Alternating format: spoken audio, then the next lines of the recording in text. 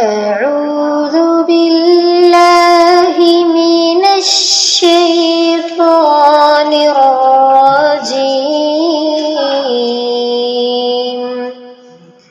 بسم الله الرحمن الرحيم. قل يا أيها الكافرون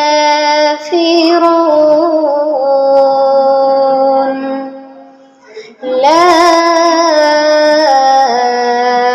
أعبد ما تعبدون ولا